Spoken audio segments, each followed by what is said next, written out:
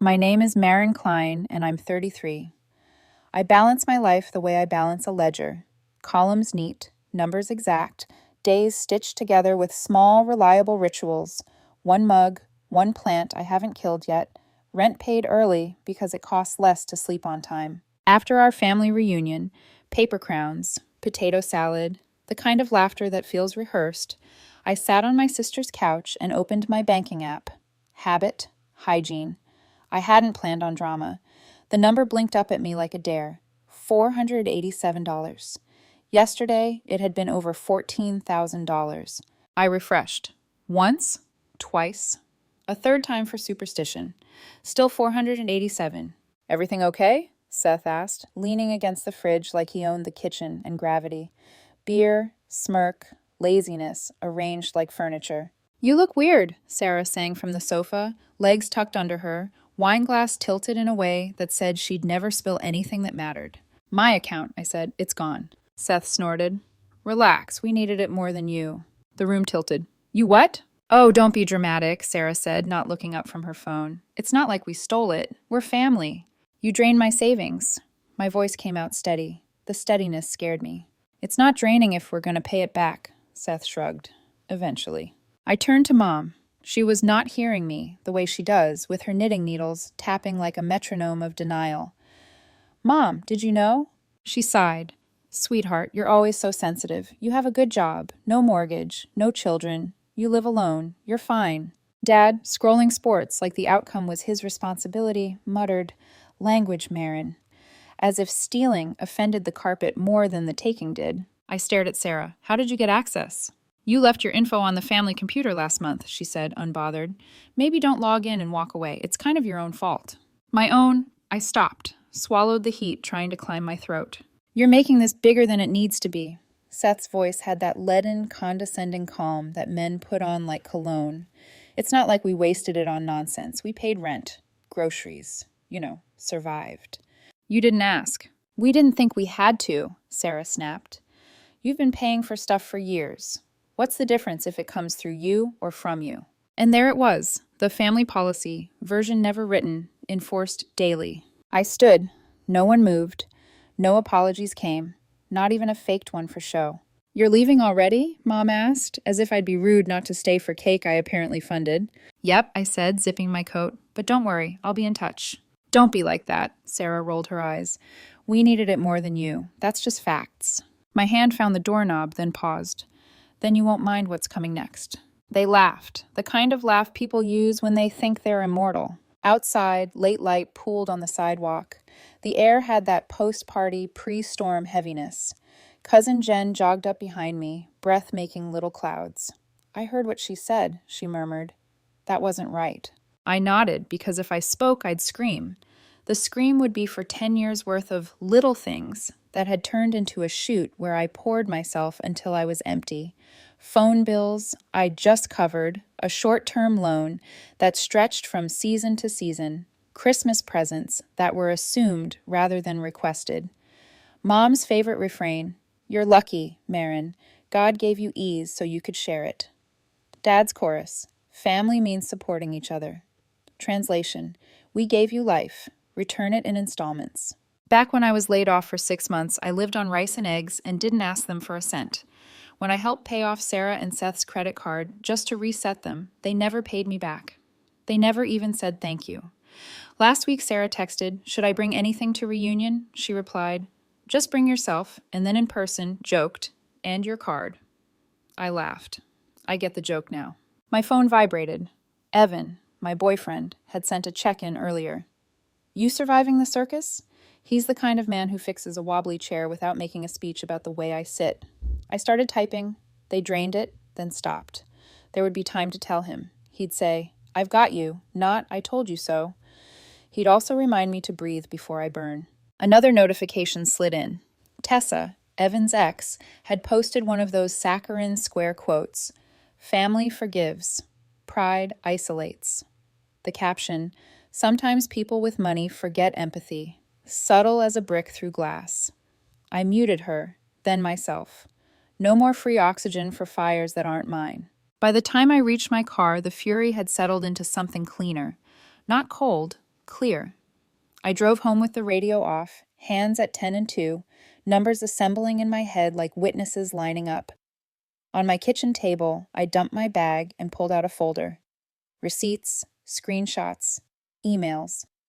The spreadsheet I keep for fun that everyone jokes about at Christmas. I added columns: date, amount, purpose, who asked, outcome. I opened my banking portal, then my credit report, then the messages from the past 5 years. I remembered Mom's tone when she says Sarah's kids' names, soft as honey, and how it sharpens when she says mine, efficient as a stapler.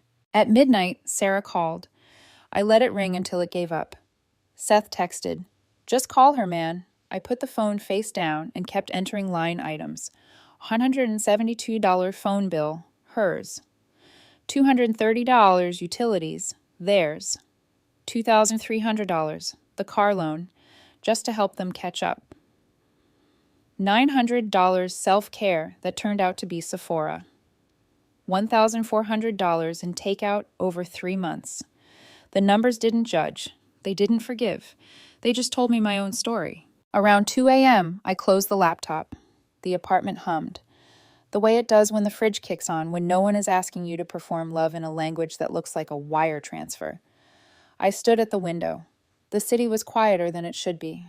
Counting streetlights, I thought of my grandmother, who kept envelopes in a bread box labeled with months, simple and stubborn. She used to say, "If they ever turn on you, Marin, come to me. This door will open." She's gone, but I still have her key. My phone buzzed once more. I didn't look. I didn't need to. Somewhere under my ribs, a small, precise sound aligned, like pins in a lock seating into place. Click. The part of me that always apologized stepped back. The part that filed and followed through stepped forward. Tomorrow, I thought. Tomorrow we stop calling theft a tradition. I didn't sleep that night. Not really. I half dozed between bursts of memory and arithmetic, between anger and the sick kind of clarity that comes right before you finally make a decision. By morning, I had a plan. The same spreadsheet I'd built to track truck deliveries years ago, columns, tabs, subcategories, was now my ledger of betrayal. Every dollar, every transfer, every "you're the only one we can count on." 5 years of evidence, 5 years of just this once, 5 years of my name carrying weight it was never meant to. I printed everything, slipped each page into a clear sleeve, labeled them by date like chapters in a book they'd never thought I'd write. Then I took a deep breath and called the bank. The woman on the other end had that calm, practiced tone of someone who's seen too many families implode over money. "I'd like to file a fraud report," I said. She asked for details, and I gave them like a confession. Who, when, how much, the access point, the unauthorized transfer trail. "Ma'am," she said gently when I finished, "you did the right thing calling." It didn't feel like it. It felt like morning. By afternoon, an investigator from the Financial Crimes Unit emailed.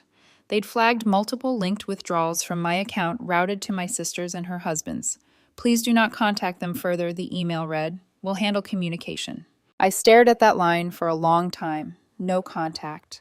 After a lifetime of forced closeness, it felt like being told to finally let go of a rope that had only ever burned my hands. 3 days later, Mom called. "We need to talk," she said. Not, "How are you?" Not, "We're sorry." She didn't even mention the money. "There's been tension," she continued, her voice syrupy but firm. "We're having a family dinner tonight. Just us." Part of me wanted to ignore her. Another part, the accountant part, wanted a receipt for her tone. "Sure," I said, "I'll come." The living room looked like any other Thursday. Dad flipping channels, Sarah scrolling her phone, Seth pretending to look bored, but watching me from the corner of his eye. Mom moved around the table, clinking plates like that noise could fill the silence. "Well, look who showed up," Sarah said. I dropped my bag by the door. "Let's get this over with." "Don't be dramatic," Seth smirked. "We just want to clear the air." "You mean rewrite it?" I said. Mom folded her hands. "Sweetheart, we were struggling. You've always been the stable one." "Stable doesn't mean disposable," I said. Dad sighed. "We knew we could count on you." "No," I said quietly. "You counted on me not to fight back." Seth leaned forward, voice rising. "You're really going to make this ugly? You can spare it." "I didn't give permission."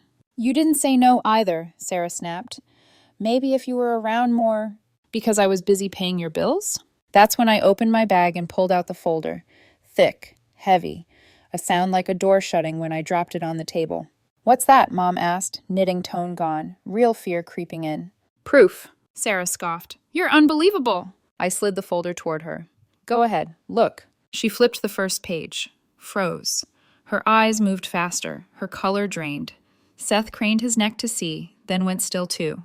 "What is this?" he demanded. "Every transaction, every withdrawal, every dollar you moved without my consent. I filed reports. The bank traced the transfers. And guess what?" "What?" Sarah's voice cracked. "They traced yours too." The knock came like thunder, 3 sharp pounds that made Mom jump. Seth went pale. "Marin, tell me you didn't—" The door flew open before I could answer. 3 agents in plain clothes stepped inside, badges flashing silver in the lamplight. "Marin Klein?" "Yes. Thank you for your cooperation. We'll take it from here." Mom covered her mouth. Sarah stood frozen, mid-breath. Seth stammered. "We didn't steal anything. It's family money." The lead agent didn't blink. "Family ties don't make illegal activity legal." "You can't do this," Sarah cried. "We had a right." "Thinking you're entitled to someone's account doesn't make it yours," the agent said evenly.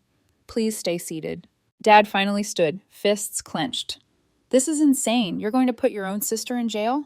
I met his eyes. "She put herself there." Silence. Then Mom, trembling. "Marin, please. We were desperate. You've always been the strong one. You're the only one we could count on." "You don't get to cry now," I said. My voice was steady, not cruel, just done. She started sobbing. Sarah tried to speak, but the agents were already guiding them toward the hallway, reading their rights. Seth muttered under his breath, "You'll regret this." I picked up my bag. The only thing I regret is waiting this long. Outside, the air was cold and clean. For the first time in years, there was no one chasing me down the driveway, no guilt trailing like smoke. The porch light flickered behind me as they were escorted out one by one. When I reached my car, I didn't look back. I just whispered to the night, "You always said I was the strong one. You were right." The door closed with the softest sound, like peace fitting into place. The next morning, my phone looked like a fire alarm. 47 missed calls, 12 voicemails, 17 texts. All the same voices, guilt, fury, and panic, layered like noise. The first voicemail was from Dad. "You've humiliated the entire family. What happened to loyalty?" Delete. The second, Sarah. "I hope you're happy. They froze our accounts. Seth suspended from work. You ruined our lives over a couple of payments." A couple of payments, $14,000. 5 years of quiet sacrifice. Delete. The third was Mom, her voice soft, cracking in parts. "You didn't have to do it this way, sweetheart. They're threatening charges. We might lose the house." That word again. We. Not they. Not her and Dad. We. Like she still believed my name was on their consequences. I replayed the last line in my head.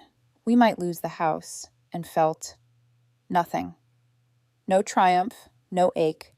Just the dull understanding that I'd already lost my home long ago, back when love became a ledger. 2 days later, my cousin Noah texted, "Hey, FYI, Sarah's telling people you approved the transfers. Says it was a misunderstanding." I almost laughed. Even now, even with agents, warrants, and evidence, she was still spinning. That afternoon, I called my lawyer. "File a restraining order," I said, "and send everything to the DA." He hesitated. "You sure you want to push it this far?" I looked out my apartment window, at the empty horizon beyond the streetlights. They pushed first. I'm just done catching them. The next week was quiet, unnaturally so. I worked, I cooked, I paid bills that were finally mine alone.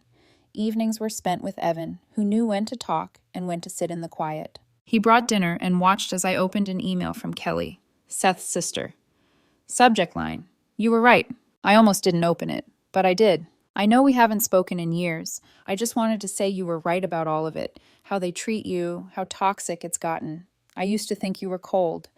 Now I think you were brave." I left him. "Watching you do what you did gave me the courage to walk away too. Thank you." I reread it 3 times. Not because I needed validation, but because it was the first time anyone in that family had used that word for me.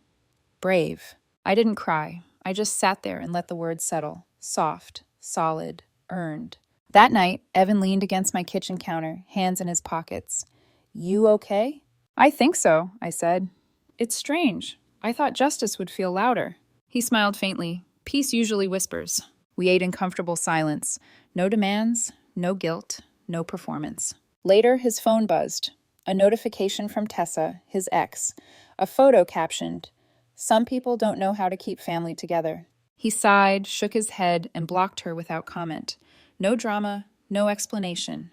That's what real loyalty looks like, I thought. You don't have to announce it. You just act. The next morning, I drove 2 hours west. No plan, just instinct, until I ended up outside my grandmother's old house.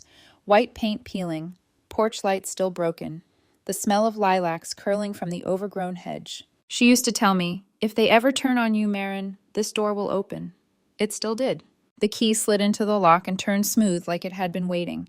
Inside, dust and sunlight hung in the air. The kitchen still smelled faintly of cinnamon and soap.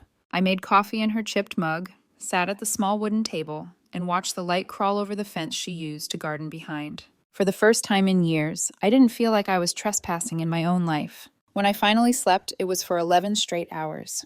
No dreams, no guilt, just quiet, the kind that doesn't demand anything from you. When I woke up, I texted my lawyer. Yes, proceed with full charges. And then I turned off my phone. For the next few days, I stayed there, in my grandmother's house, in that small silence between endings and beginnings. I cleaned, repainted the porch railing, found an old recipe card in her handwriting that said, "Courage isn't loud." I taped it to the fridge. Because she was right. Courage doesn't roar. Sometimes it just stops funding its own abuse. When I finally drove back home, the city looked smaller, or maybe I'd just gotten taller. My voicemail light blinked once, a new message. I pressed play. It was Sarah, her voice small, hoarse, unrecognizable. "Marin, I know I messed up, okay? I went too far. I didn't think it would go like this. Mom's crying, Seth's suspended. You always had the power to ruin everything, and you finally did. Can you just please stop it now? Drop the charges, please. I'll do anything." I waited a moment before I spoke. "I didn't ruin anything," I said flatly.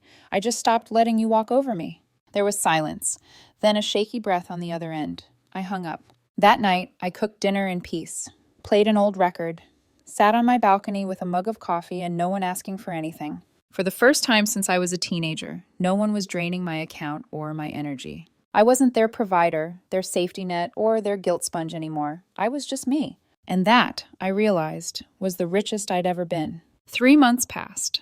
3 full months since the night my family's house filled with the sound of official voices and a silence that came after, the kind that doesn't heal, just clarifies. The fallout came fast. Seth lost his job.